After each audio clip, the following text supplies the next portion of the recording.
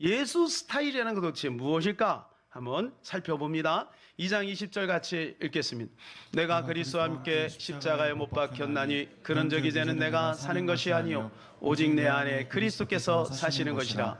이제 내가 육체 가운데 사는 것은 나를 사랑하사 나를 위하여 자기 자신을 버리신 하나님의 아들을 믿는 믿음 안에서 사는 것이라. 화면을 띄워주세요. 여러분, 갈라디아 2장 20절은 보석과 같은 말씀입니다. 여기 보면 우리의 스타일을 말해주고 있는 거예요. 우리는 그리스도와 함께 십자가에 못 박혔다. 여러분, 못 박히면 어떻게 되는 거예요? 죽는 거예요. 나는 죽었다는 거예요. 여러분은 죽었습니다. 자, 옆에 있는 분들에게 나는 죽었습니다. 시작. 네, 나는 죽은 거예요. 여러분, 그런데 여러분 그거 인정 못 하겠죠? 목사님 무슨 말씀이에요? 나 시퍼렇게 살아있는데 내가 왜 죽었어요? 김익두 목사님이 은혜 받고, 그분 깡패였잖아요. 은혜 받고 그가 그렇게 썼어요. 자기 자신이 죽었다, 이렇게 동네에 썼어요. 그러니까 동네 청년들이 야, 저 김익두 진짜 죽었는지 한번 보자. 그 시장에 싹 지나가는데 물을 확 끼얹어버린 거예요. 돌멩이를 확 던져버리니까. 그러니까 김익두도요, 말로는 죽었다고 하지만 이게 막 올라오는 거예요. 막 이야, 저것들 막 어떻게 하나 막 그러면서 다 참고 그랬어요. 예수는 내가 믿고 너희가 복을 받았다, 이렇게 얘기하는 거예요. 김익두는 정말 죽은 거예요. 그때부터 하나님의 역사가 나타나는 거예요. 전국을 다니면서 복음을 전하며 수많은 병자들을 일으켜 세우는 거예요.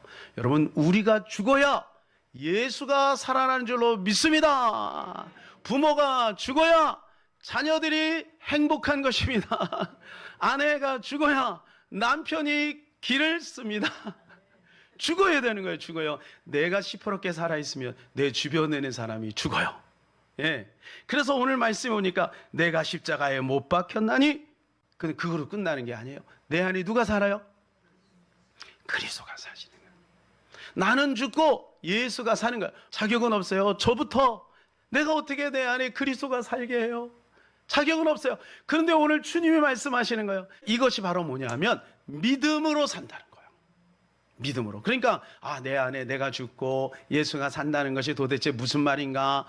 여러분, 그 말은 믿음으로 산다는 거예요. 믿음으로. 예.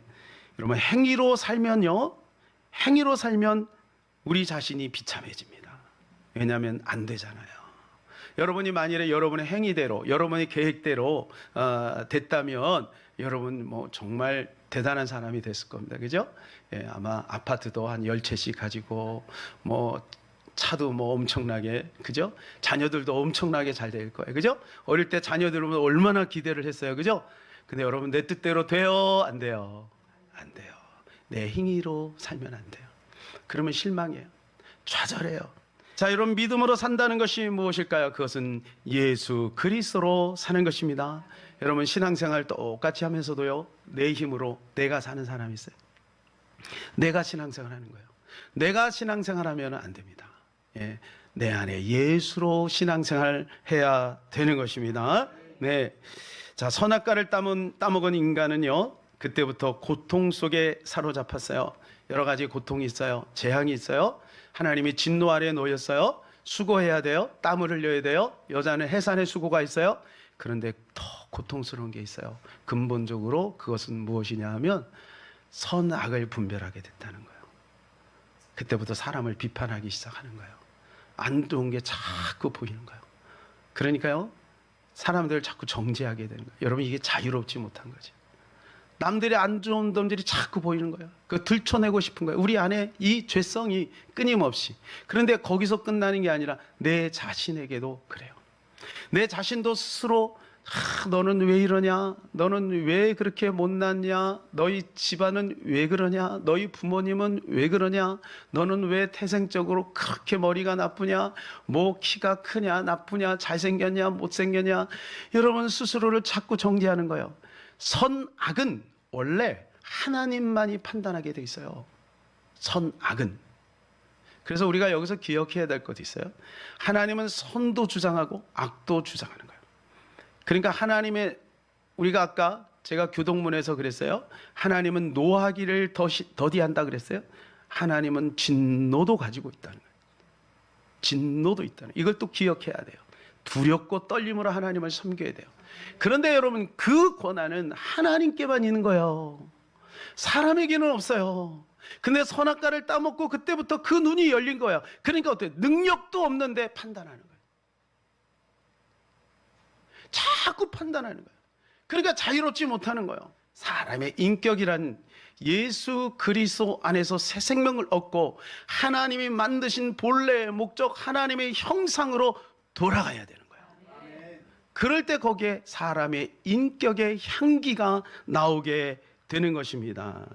그래서 사도 바울은 그것을 깨달은 거예요. 나의 영혼은 구원받았고 나의 영혼은 새 사람이 되었지만 역시 여전히 나의 혼과 육체는 인간의 모습을 가지고 있는 거예요. 여러분, 예수를 딱 믿는 순간 우리에게는 또 다른 성격이 왔어요. 그게 뭐냐면 신성입니다. 신성. 예수 믿기 전에는 인성만 있어요. 죄성만 있어요. 그런데 예수를 믿는 순간 신성이 들어온 거예요. 그러니까 이 신성과 그리고 본래 있었던 우리 인성이 이 안에 충돌을. 자, 예수 그리스도는 원래 신성만 있었죠. 근데 육체를 입으면서 인성이 들어왔잖아요. 인성을 가지신 거잖아요. 그러니까 이 둘이 충돌이 있는데 예수님은 육체를 가지고 하나님으로 사셨단 말이에요. 그러니까 달라요. 그런데 우리는 본래 죄성이 있었는데 신성이 들어왔어요. 그러니까 익숙하지 않은 거예요. 그러니까 이거 자꾸 충돌이 생기는 거예요. 그러니까 여러분, 충돌이 생기면 왜 이러나 낙심하지 마세요. 예수를 자꾸 보고 예수 그리스도를 주장하고 말씀을 붙들고 살아가면 우리 안에 이 신성, 우리 안에 새로운 하나님이 주신 이 생명력으로 우리는 우리의 인성을 다 초월하고 장악하고 자유하며 살아갈 수가 있는 겁니다. 그래서 진리를 알지니 진리가 너희를 자유케 하리라 라고 말씀하였습니다. 사랑하는 여러분이 진리 안에 거하시기를 축복합니다. 그런데 이것이 하루아침에 되는 건 아니에요. 성화의 과정을 밟아야 되는 거예요. 새로운 피조물이 됐다는 것은 무슨 말이냐 하면 질그릇이 여기 있습니다. 이 질그릇이. 근데 이 질그릇이 다 망가져 버렸어요. 깨졌어요. 그러면 어떻게 되냐? 이거를 다시 막 갈아가지고 다시 이렇게 해서 진흙으로 만들어서 그렇게 만드는 게 아니고요. 이걸 버리고, 죄송합니다. 버리고 새롭게 만든 거예요. 새 창조가 된 거예요. 여러분 잘 안 믿어지죠? 여러분 이 사실을 꼭 믿으시기 바랍니다. 누구든지 그리스도 예수 안에 있는 자는 새로운 피조물이라. 그래서 우리는 진화가 되는 게 아니에요. 진화는 뭐냐? A에서 B로 바뀌는 거예요. 그게 아니고 성화가 되는 거예요. 성화는 뭐냐? 본래 자리로 돌아가는 거예요. 할렐루야. 그게 2000년이 됐든 4000년이 됐든 원래 우리가 아담의 자리로 돌아가는 거예요. 에덴에 있던 그 자리, 원상 복귀 된 거예요. 그러니까 출발을 어디서 해야 되느냐? 자연인 박성관에서 시작해갖고 내가 이렇게 응차 해가지고 여러분 그 성화로 들어가는 게 아니고 우리는 예수를 믿는 순간 하늘에 올라간 거예요. 그게 에베소 2장 7절이에요. 하늘에 앉히셨다는 거예요. 이게 놀라운, 여러분 이걸 어떻게 우리가 이해할 수 있겠어요? 여러분 표정 보니까 저도 이해하지 못해요. 그런 표정인데 여러분 이걸 자꾸 들으시고 성경대로 우리의 생각과 가치관과 정체성이 바뀌어야 될 줄로 믿습니다. 거기서 자유가 오는 거예요. 거기서 자유가 오는 거예요. 여러분 우리 안에 예수 그리스도의 씨가 들어온 거예요. 예수의 씨가 들어왔어. 그렇기 때문에 이제 조금만 시간이 지나면 어떻게 예수의 색채가 나고 예수의 기운이 있고 예수의 향기가 풍기게 되는 거예요. 이걸 날마다 인정하는 것이 신앙이에요. 신앙이라는 것은 뭐냐? 내가 변할 것을 믿는 거예요. 내가 새로워질 것을 믿는 거예요. 내가 정말로 하나님 안에서 축복받은 것을 믿는 거예요. 여러분 불상 앞에 가서 정한수를 떼어놓고 비나이다 비나이 하고 내 소원을 응답받는 것이 신앙이 아니에요. 그건 종교예요. 종교예요. 신앙이라는 건 뭐냐? 내가 죽고 예수가 사는 거예요. 여러분 내 안에 예수가 사는 게 낫겠어요? 내가 사는 게 낫겠어요? 생각해 보세요. 예수님은 전능하신 하나님입니다. 예수님은 지혜의 왕이 되십니다. 예수님은 부족함이 없으십니다. 그분이 내 안에 살면 내 삶이 어떻게 되겠어요? 바뀌겠죠? 형통하겠죠? 우리 사랑하는 청년들 원하는 모든 것들이 되겠지요? 할렐루야! 될 수밖에 없는 거예요. 그러니까 여러분, 주님은 이 복을 우리에게 주신 거예요. 이 복음을 주기 위해서 예수님이 십자가에서 죽으신 거예요. 그리고 3일 만에 그분이 하나님이라는 증거로 살아나신 거예요. 그 예수가 회복돼야만 우리 인생의 진정한 가치가 있고 삶이 회복이 되는 거예요. 기쁨이 있게 되는 것입니다. 그래서 우리는 자연인은 내가 죽어야 되는 거예요. 그래서 뭐 자기 개발한다고 하죠, 그죠? 저도 한동안 이 자기 개발에 막 심취했어요, 그죠? 그래서 막 뭐를 해야 된다, 뭐를 해야 된다, 아침에 일찍 일어나 4시간 자야 된다, 자기 개발, 책을 많이, 물론 그런 것도 필요해요. 그러나 살아가는 여러분, 자기 개발보다 더 중요한 것은 예수 개발이 있어야 될 줄로 믿습니다. 우리 안에 예수가 개발돼야 되는 거예요. 내 안에 보석이 있는데 보석을 모르는 거예요. 보석을 잊어버리고 사는 거예요. 보석을 집에다가 가만히 두고 다니는 거예요. 그리고 쫄쫄 굶으면 되겠습니까? 보석을 이용해야죠. 보석을 여러분 전당포에 맡기고 그리고 돈을 받아오세요. 여러분, 이 보석 같은 예수 그리스도와 함께 사시기를 축복합니다. 예수님은 오늘도 우리 안에 살아계셔요. 살아계셔요. 사도 바울은 갈라디아 교인들에게 이게 안타까워. 너희들이 율법으로 살면 안 된다. 너희가 복음으로 살아야 된다. 너희가 말씀으로 살아야 된다. 진리 안에서 예수 그리스도로 살아야 된다. 그들은 율법을 지켜야지 구원을 받는다고 생각했어요. 여러분, 율법을 지켜서 구원받을 사람은 이 세상에 한 사람도 없습니다. 자, 율법이 예를 들어서 100가지가 있다고 생각해요. 100가지가 있다고 생각했어요. 3650가지라고. 자, 100가지가 있는데 율법이 99가지를 다 철저하게 지켰어요. 근데 하나를 어기면 다 어긴 거예요. 그러니까 율법을 우리가 다 지킬 수 없어요. 내가 착하게 산다고 구원받는다요? 어떤 게 착한 건데요? 말 잘하면 착한 건가요? 속은, 말은 착하게 하는데 속은 비판하고 판단하고 정죄하고 죄로 가득 차 있는 우리 인간 아니겠어요? 그러니까 율법을 통해서는 절대 구원이 없는 거예요. 오직 복음을 통해서 예수 그리스도를 믿음으로 말미암아 구원에 이르게 되는 것입니다.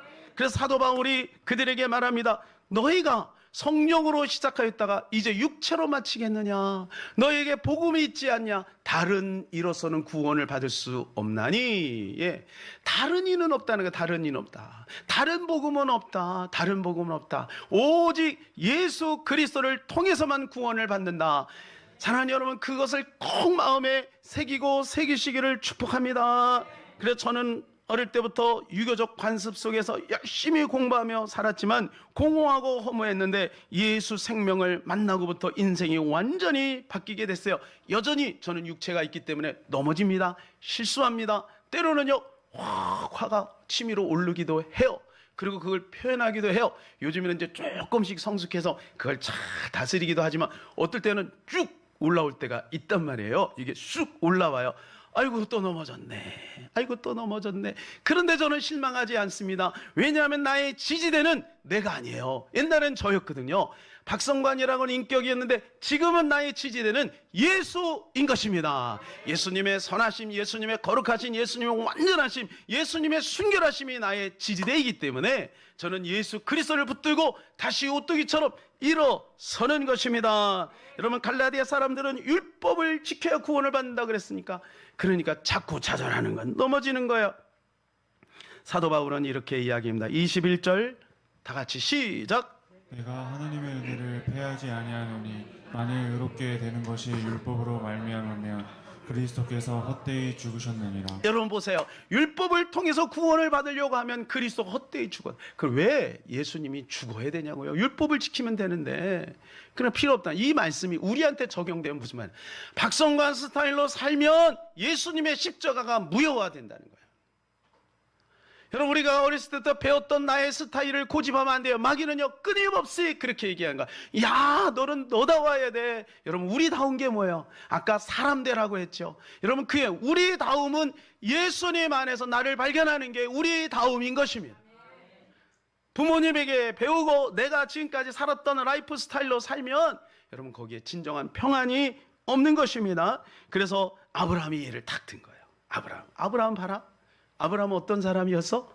아브라함은요, 저 갈대아 우르에서 하나님께서 수천 킬로를 걸어서 지금 가나안 땅에 온 거예요. 여러분, 갈대아 우르가 어디냐? 바벨론입니다. 거기에 바벨탑이 세워진 곳이에요. 바벨론은 성경에서 어디로 말하냐면 세상을 말하는 거예요. 그러니까 아브라함을 어디서 불렀냐? 참 놀랍지 않아요? 아브라함은 선한 것이 없는 사람이에요. 근본적으로 그래요. 우리도 마찬가지예요. 근본적으로 선한 것이 없는 거예요. 그런데 하나님이 그 세상 한복판에서 아브라함을 불러가지고 거룩한 땅 가나안 땅에 심어놨어요. 그런데 여전히 아브라함은 부족해요. 본토 친척 아비 집을 떠나라 그랬잖아요. 그런데 어떻게 해요? 롯을 데려간 거예요. 의지하고 싶은 거예요. 사람을 의지하고 싶은 거예요. 그러면 우리 마음에도 그런 거 있잖아요. 신앙생활 하면서도 누구를 의지하고 싶고 그런 게 있잖아요. 여러분 그거 끊으시기를 바랍니다. 그리고 롯을 의지하는 거, 롯을. 예? 그리고 어때요? 막 기근이 나니까 두려우니까 어떻게 해요? 이방 나라로 피신 갔다가 아내를 팔아요. 여러분 그런 남자가 어디 있어? 2번이나 아내를 팔아. 자기 살겠다고. 그런 사람이 어디 있어요? 그 사람이 믿음의 조상이 됐어요. 어떻게 해요? 변화된 거예요. 깨달은 거예요.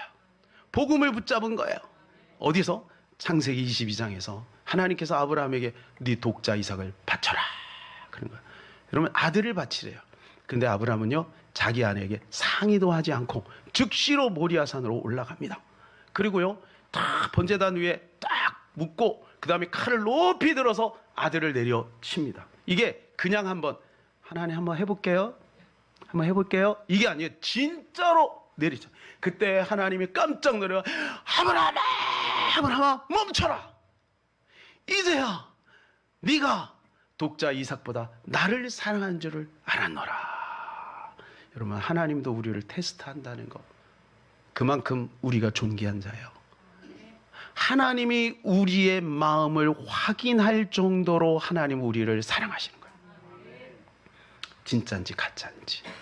이 시간에도 여러분, 사랑하는 여러분, 하나님 앞에 예배할 때 진짜 마음을 들으시기를 바랍니다. 만약 가짜 마음을 들고 몸만 있으면 하나님이 섭섭해. 섭섭하다. 제 마음은 지금 아이스크림에 가 있네. 제 마음은 남자친구한테 가 있네. 자식한테 가 있네. 돈에 가 있네. 하나님이 섭섭한 거예요. 여러분 우리가 온 마음으로 하나님을 경배해야 될 줄로 믿습니다. 그래서 이 히브리 기자는 이것을 이렇게 평가했어요. 예? 수천 년이 지난 다음에 이렇게 평가했어요. 잘 한번 읽어보세요. 히브리서 11장 17절 19절입니다. 시작.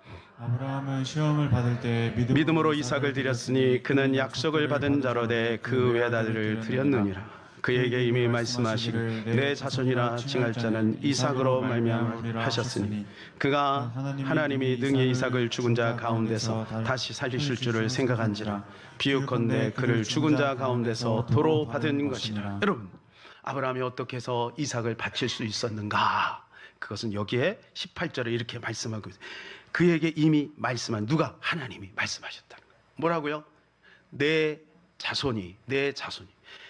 자손이라 칭할 자는 이삭밖에 없다. 내가 이삭을 통해서 너에게 복을 줄 거야. 이삭을 통해 천하 만민이 복을 받도록 할 거야. 누가 약속한 거예요? 하나님이 약속한 거예요. 그러니까 이삭은 내가 이제 19절에 보면 이렇게 되죠. 다시 살리실 줄을 믿은 거예요.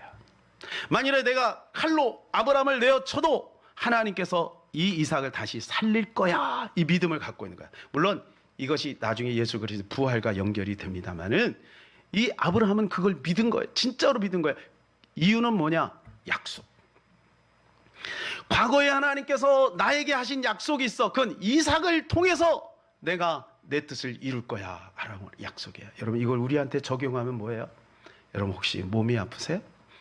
여러분 문제가 있으세요? 그 상황에 초점을 맞추지 마세요.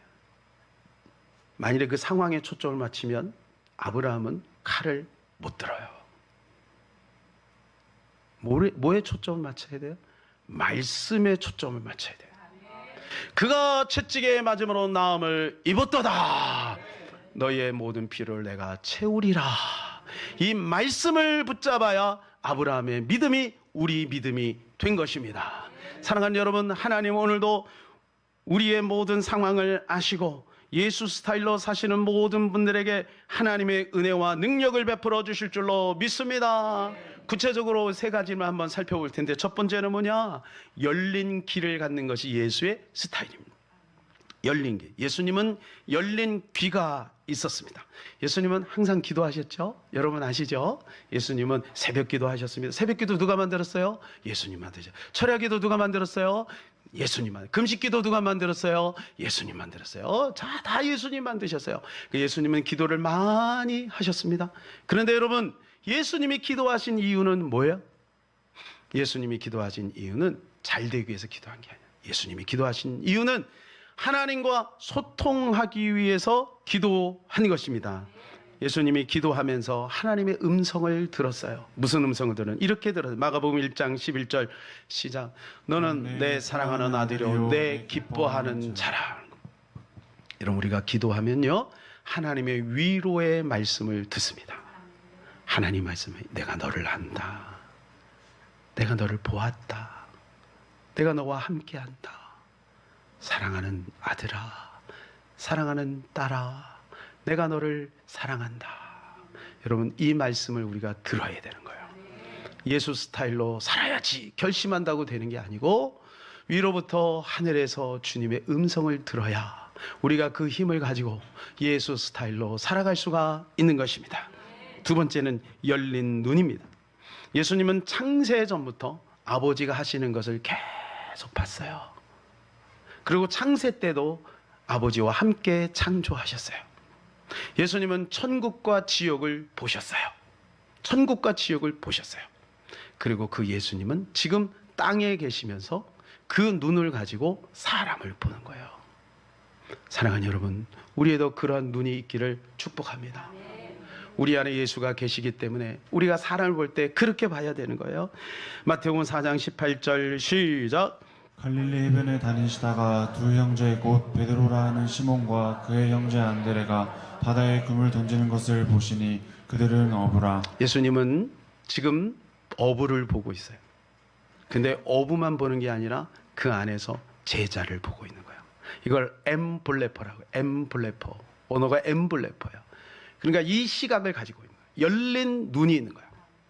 여러분, 우리가 형제를 볼 때, 성도를 볼 때, 자녀를 볼 때 이 엠블레퍼의 시선이 있기를 축복합니다.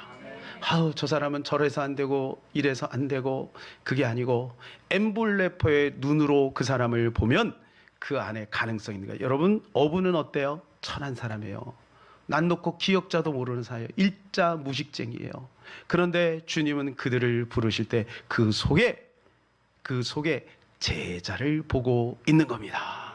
여러분, 미켈란젤로가 이 다윗상을 만들 때 돌덩어리, 큰 돌덩이에요. 사람들은 그냥 돌이구나 이렇게 지나가는데 이 미켈란젤로는 그 속에서 다윗을 보고 있는 거예요. 다윗. 사랑하는 여러분, 우리도 예수님처럼 열린 눈으로 사물을 보고 열린 눈으로 사람을 보는 저와 여러분 되기를 축복합니다. 세 번째는 열린 입이에요. 예수님은 늘 말씀을 전하셨어요. 이 말씀을 전하셨다는 것은 무슨 말입니까? 설교를 했다, 그게 아니라 진리를 선포했다는 거예요. 그래서 이 진리를 들은 사람들은 생명을 얻은 것입니다. 그래서 마태복음 7장 28절에 29절에 이렇게 말씀해 주고 있습니다. 시작. 예수께서 이 말씀을 마치심에 무리들이 그의 가르치심에 놀라니 이는 그 가르치시는 것이 권위 있는 자와 같고 그들의 서기관들과 같지 아니함일러라. 예수님이 가르치는 것은 뭐냐? 권위가 있다는 거예요. 권위가 있다는 거죠. 생명력이 있다는 거예요. 그 말씀이 그대로 성취된다는 것입니다. 여러분, 하나님의 말씀을 따라가면 그 말씀대로 그대로 이루어지는 것입니다. 사랑하는 여러분, 믿음으로 사시기를 바랍니다. 말씀으로 사시기를 바랍니다. 이것이 바로 예수 스타일로 사는 것입니다.